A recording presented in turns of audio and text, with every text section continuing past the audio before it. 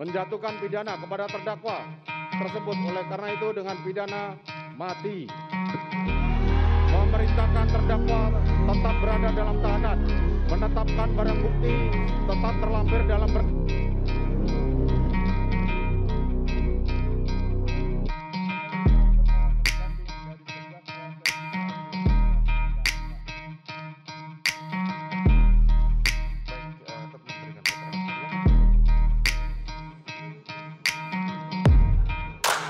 sidang perkara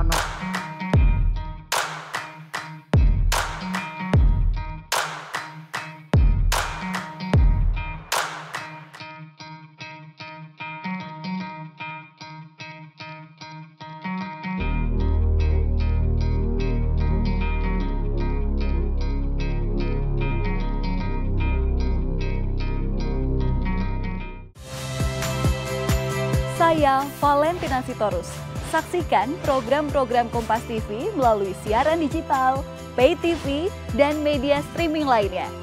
Kompas TV, independen, terpercaya.